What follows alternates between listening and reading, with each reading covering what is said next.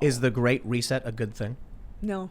Why not? Because the people who are controlling it are doing it with nefarious purposes. So I'm not against the idea of a societal reset, so to speak, a changing of the paradigm or whatever. I agree with Michael Malice, national divorce. Some people would call that a reset. But, you know, when we talk about the whole Build Back Better UN agenda, whatever, if you're into Alex Jones, I mean, that's referring to a specific number and group of people with a specific agenda. The Great Reset is real. The World Economic Forum has proposed it. They're very woke. The Davos group wants these things to happen. These people are very much concerned about climate change, and very much so they want people to stop consuming, to eat the bugs, and to live in vans. Yeah, so this is the interesting thing about the Great Reset. I see a lot of people say, I will not eat the bugs, I will not live in the pod. I'll eat the bugs, I won't live in the pod. Yeah, there you go. I'm okay with the bugs. I'll eat the bugs and live in the pod. I'm if you get to choose the pod. I'm pro pod choice. Yeah. Pro pod choice. It's the pod of your choice. Yeah. No, I mean, I think about like, I'd love to just have like a tiny house like by a river or go fishing and just you know, be responsible for myself. And I have no issue with eating bugs other than they have to be farmed properly and not real parasites. Gross, so don't eat bugs off the ground. The media telling people to eat bugs, that's the craziest thing. We bought cricket powder. Oh, that's the camera's going to shut blinking? off. Mine's blinking too. They're about to shut off because Can I plug them in? They're not plugged in. Yeah. Okay, let me see if I can plug it in. Let me see if I can do it. You guys. All right, Thanks. continue our conversation. Right, so Eating this bugs. is now the Lauren Chen show. That's How you right. guys She's doing? taking over. Okay, Lauren, if you had to eat a bug, what would your favorite bug be? It would be something crunchy. I've thought about this before because I used to watch. You guys know Bear Grylls, right? Mm-hmm. He's that adventure guy. Huge fan of his, and I've watched a lot of shows. And I feel like you want to go crunchy, not slimy. It stopped beeping. Mm-hmm. And I also don't get why so many He needs people, when they do like bug eating challenges or they talk about it, they don't cook the bug. I would cook the bug. Like just treat it like regular food. Yeah, cook butter, it, clean it, like garlic prepare powder. it. How would you? Exactly. Yeah, how would you cook it? What would you add? I mean, in China and like Thailand, they do like a deep fry thing with bugs. My dad, he's had like deep fried silkworms, and I mean that's like a really? slimy thing, so I still wouldn't want to do it. But I feel like you could make bugs palatable. Oh, I I'm don't know. sure. Yeah, We got cricket powder. Yeah, Tim just got a bunch of it actually. I'd try it. I'm gonna make some bread with it. We're gonna make cricket bread. It's gonna Yeah, be a mix because there's not enough powder to make a big five cup loaf. And there's no gluten in it. Yeah. It's just gritty so ground up add the crickets. gluten, make it sticky. Yeah, it's gonna be good. But we have the high gluten flour, so we'll just do a little bit, make it maybe help bond or something. Right, yeah. You can make cookies really easily because you don't need a lot of Cricket cookies. Yeah, Oh, there's a bunch of recipes for that. I tried like a gluten-free muffin one time, and it was like a dandelion. Like, you know, you blow and just like crumbles in the air. Oh. 'Cause Yeah, no gluten. You want the gluten if you can have it. I got no problem eating bugs.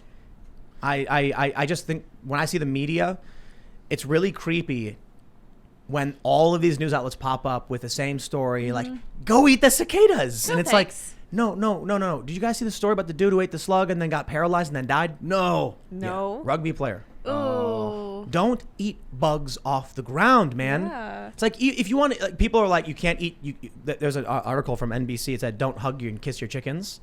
And I'm like, yeah, no, But duh. it's okay to eat the cicadas? Right. What? That's the craziest thing. They're like, if you hug and kiss your chickens, you could get salmonella or whatever. And I'm like, dude, we have chickens. Yeah. I will pet them. And then I go and I wash. Yeah. Yeah, well, I think Twice, the you know what I issue mean? is a lot of people conflate nature with safe and healthy, which if you've spent any amount of time in nature, you know is not the case. It's the opposite. I think Dirty. people live in this idea where like, yeah, you can just like go into the forest, eat whatever, drink from a stream, and it's like, no, you can't do that. You will die very quickly if you try. This is the weirdest thing. There's a lot of contradictory things I see in the culture war, right?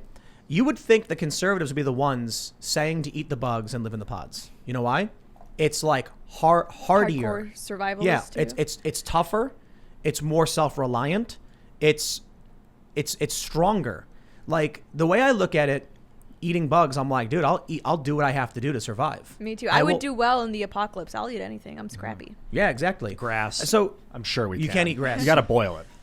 You can Season it. You drink can the tea. You're It's a lot not of work. It's a lot of wasted that energy. magnesium. Yeah. I've been down this Too road, much Ian. fiber. Let's go down it again, Tim. You can boil grass. There's some stuff in it, but a human will not get enough energy out of it. So it's if you have to, you can maybe It would be make like some a kind supplement. of tea. Yeah. It's like Not even enough. with the same with rabbits. I think there's not enough fat on them, Right. so it's like when Rabbit sailors, starvation. yeah, Right. they would know. Okay, well we need some fat. Shouldn't conservatives be the ones who are like, if I had to, I will live in a pod. Not like a government mandated pod they shove you in, but like you build your own hut in the middle of the woods. That's the thing. I think a lot of conservatives do have the equivalent of bug out pods, and they probably do have like the MREs, which may survival food, which maybe has bug in it. Probably. But I think the idea is that like they don't think it's necessary, and there are these big government people who are telling you to live in a pod so they can live in excess. Right. Yeah. You know, there's a meme. It's really funny. They were like, it's a liberal saying, we've got 10 years until climate change destroys the world. And the conservative says, so what are you doing about it? And they're like, getting an arts degree, living in a big city, and not preparing and trying to get guns banned. Yep. Yeah. It's like, you certainly don't think the end is nigh. Mm-hmm. You're saying that. I don't know if I believe you. That's the funniest thing. It's like, I'm sorry, I would never take the bet if there was a liberal and a conservative and it was like, okay, we're going to put them both in the woods. Who survives? I'm like, every hour of the day, every day of the week, I'm betting on the conservative to survive. Yep. Even if it's like a 55-year-old, big pot-bellied, old conservative guy with a Confederate flag shirt, I'll be like, I still think he's going to win. That guy's going to know how to grow possum, man. You get the that occasional liberal guy's going to write a book out of bark or something. You get the occasional hippie that eats like grubs, that doesn't eat very much and is super skinny. That guy's usually pretty liberal. Comes from like the Eating hippie commune. seeds. Yeah. Doesn't need much energy to survive. So to be fair, the leftists will, the average leftist will probably starve because they're just going to try and take food from each other. Mm-hmm. A certain sect of libertarian leftists will do just fine because they're probably just sitting, playing their guitar like stoned anyway, and they're sharing, just eating what they can, eating grubs and bugs. Then the conservatives are, chopping down the trees. And Out there. Well, I think a big difference between who would and would not survive that also intersects politically is urban versus rural. Yeah. Right. And that's a big divide politically. Urban people tend to be overwhelmingly leftists. And I mean, you can tell in their policies if you look at how, they are concerned for things like overpopulation and climate change and just pollution in general. I'm not saying that those aren't concerns, but I think just looking at the environments that they live in, cities that are dirty and overcrowded, if you go to the country, I think you're much more likely to feel like you are kind of living closer to nature, and you're just frankly more likely to have those survival skills. I mean, you have city people who probably, I don't know, have never been camping, never made a fire by themselves. Of course, if the shiz hit the fan, they wouldn't survive. That is fascinating to think that the people that live in cities are obsessed with climate change because they're breathing in brake dust and carbon monoxide. They're causing it. Yeah, and they're affected by it. Like people in the country aren't affected by it. Yep. So they don't think about it. Mm-hmm. The pollution in some of these Chinese cities, it's nuts. so where they have like bad. the big TV screen that looks like a sunlight because it's all smog. Los Angeles smog problem. San Francisco has a smog. No, they have a poop problem. The people who live in these areas are like, look at all these problems. Like, bro, stop living in a concrete cubicle in a city that's covered in poop. Yeah, and it's the same thing with their concerns about things like wealth inequality and stuff like that. The people who are most concerned with wealth inequality come from LA and New York, and that's because they are living in the places with the millionaires and the homeless people. Right. Like if you go to the rest of the country, not to say there aren't still rich and poor people, but it's a lot more equitable. It's just these people in these like urban coastal centers, they think their little bubble is representative of the entire country. Peaceful divorce. Yes. All of these cities should be free and independent, and they can form an archipelago alliance. Yeah. Well, actually, those so don't last. one of my friends, he was saying that he's from California. He doesn't want to give up California, but so his solution was not like full secession, but it's like there can be like little city-state protectorates within the greater America, and they can have like they could pay for utilities and like national defense. And then They'd collapse in 2 seconds. they would. Yeah, because they survive off stealing resources. LA, I shouldn't say only exists, but mostly exists because they're getting the Colorado River water. Mm-hmm. And if at any point, there are jurisdictions to the east of LA that could just be like, nope, shut it off. Yeah, city-states seem to fall apart with the invention of gunpowder. I don't know exactly when they started fading away, but I mean, the Vatican, I think, still is a city-state. Well, even you have the UAE, the United Arab Emirates, with like Dubai and Abu Dhabi. I mean, I'm not super well versed on how they're doing, but I think in essence they operate similarly to that. It used to be walls would protect the giant citadel, and you couldn't get in. But then gunpowder, you could break down the walls. Then, of course, air power. Well, fun fact, Quebec City in Canada is like the only walled city in North America. Oh. Really? Yeah. Whoa. That's It's like cool. walled? It's but, walled. But not the entire city. I can't. I a mean, portion at of the one middle? point it used Yeah. to be. I don't know if it is all still up, but we went there for my birthday a couple of years ago. Wall Street in New York was a big giant it was the big wall back in the day. Yeah, so I want to go back to this point about climate change and survival and stuff, because when I think about, we just talked a lot about liberals not being able to survive the wilderness, which is mostly the truth. There's probably some liberals who, know what they're doing, I You've guess. seen Naked and Afraid. What's that? Oh, it's a show where they take two people, get them naked, and then drop them in the woods. Oh, no. Really? It's crazy. Yeah. And you get the occasional liberal dude that just doesn't eat very much. Yeah. Well, I've heard people talk about shows like that, and like they've put vegans on and they end up having to eat a bug or something Yeah. just because like it's easy, it's You have fast, to. you need the Yeah. protein. Did you ever see that one show where they have two islands, one with only men and one with only women? No. And then like the women start fighting with each other and they can't get anything done. Like one expedition group gets lost and starts panicking because they can't find their way back. And then like meanwhile on the dude island, they have like their own bar is already built and they're like distilling alcohol I from like love it. coconuts. Yeah. And then the women come to the men's island, start saying like, give us stuff and give us resources. Well, that's like I have this evolutionary theory that is backed up by nothing. Just totally I'm ready. my Bring it. opinion. But have you noticed that women don't work well together? Generally, there's like the whole queen bee. Lydia Nursing. probably knows. Yeah, Yes, I worked you in know nursing. Yeah, and I think the reason why that is because men have an evolutionary drive to work together for things like hunting. But if you look at traditionally, like way back before we had like societies, women did not really have much incentive to partner with other women, right? Because Right. your child rearing was usually your own family members, other females. You wouldn't share those responsibilities with females who weren't related to you, whereas if you were a man you would go hunting with all the other village men. It's not the same Right. for women. That's a good point. Yeah. So the woman was looking towards the man who was going to kill the bear and, bring the food back. And the man was looking for people who could partner with him to go and bring the food back. Right, and actually, if, evolutionary speaking, if you're a woman, you do have an incentive to view all other women as competitors for your man and his chunk of bear meat. Bear meat. I agree, but from my understanding, women tend to be more bisexual than men because they had to cooperate with other women because of polygamy. You'd have more than one wife, so you needed to cooperate with other women. So I don't know, you go either way on that one, but you're probably right. Yeah, I don't mean, know. I Like mean, I Bobby said, that this is about it. not based on science, like at all. It's just my opinion. It's weird how that manifests in modern politics. So it reminds me of people have mentioned the rat utopia experiment. I think it was a mouse utopia. What? Yeah. Yeah, Mass utopia. they created a utopia where the mice were free to just do whatever they want. They had unlimited food and but a finite space, and then eventually they reached this population maximum where they stopped reproducing. They started becoming more homosexual or like atypical. So like San Francisco.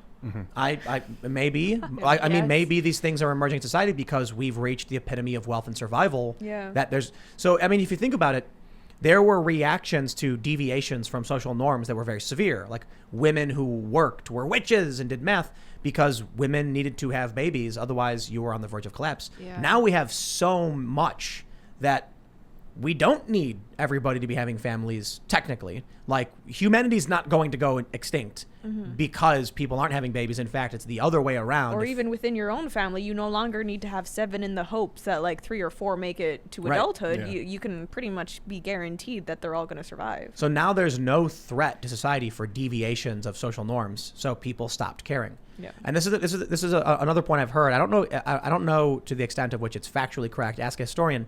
But I was reading about the end of slavery, notably in the UK. It started there because of industrialization. It wasn't this great moral awakening of these European countries. It was You didn't need it. it was actually cheaper to get the machine to do it. Yeah. And so then all of a sudden they were like, people stopped supporting it because it wasn't benefiting them as much anymore. And as the support faded, they just said, okay, we're done with it. I think the UK just paid, like they paid the people who had slaves and said, okay, we're done. In the US though, it was very different because it's a very, very large country trying to enforce laws across the whole country. In the northern areas that were industrializing, they were like, nobody really needs it anymore. So then they start voting against it. In the southern states where it was less developed, they were demanding the right to keep slaves. So the point I'm trying to make is don't give people credit for having a great moral awakening. It was just as soon as it doesn't benefit people anymore, then all of a sudden they're willing to let go because there's better paths towards wealth. It's kind of creepy if you think about it, the way humans are.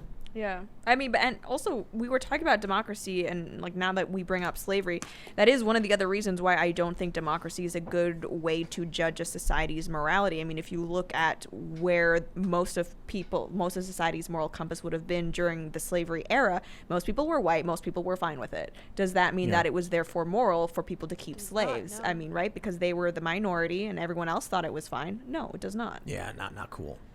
But it's so many different cultures have functioned in basically the same way. It's like a human universal. I think people, I'm fairly, I don't want to say I'm optimistic or pessimistic. I say I'm very nihilistic or neutral when it comes to trusting humans' intentions. Right. I think people are very self-interested. Yeah. Yes. I think they can have empathy, but I think like learning about that's one of the biggest drivers of ending slavery was just they were making money doing other things. So it was not caring, it was a lack of caring. All of a sudden they weren't threatened to lose their slaves and they were making money doing other things, so they said, I don't care, whatever, do whatever you want. And it was probably a risk to hold slaves. You know, if you could have a machine that did it for you, or you could have slaves that might end up murdering you or running away and causing violence. So there's less of a threat. Technology. Humans change. Evolution is a result of necessity for the most part, not because it's morally just. It's just how it's pretty much been throughout the ages. Well, I mean, interesting addition to this conversation, that could also apply to automation now. Yeah. Right? I mean, it's the same thing with your cashier that you see at the checkout of a grocery store or at a restaurant. That's why a lot of people are saying, just like maybe they did slavery industrialization, it's cheaper to automate. So now you no longer have a lot of those like hourly workers. You just have your little self-service scan thing or kiosk where you put in the order. Yeah, now nobody wants to work. But it's more than just the kiosks. It's a lot of other... The big problem there is we're not talking about forced labor. We're talking about parts of the economy that are being automated, and then people don't have work, can't get money. This, I think, is one of the reasons we see the rise of socialists. This problem emerges where people, through no real fault of their own... There's a lot of people who don't want to work. It's their fault. There's a lot of people who got automated out of the workplace. And then what do they get told? Learn to code. Not automated or even just technology displaced them. And they get told, learn to code. And it's going to work. So what do? Well, we can't just be Luddites and be like, okay, we're banning technology because people need jobs. That's stupid. It's supposed to make things easier.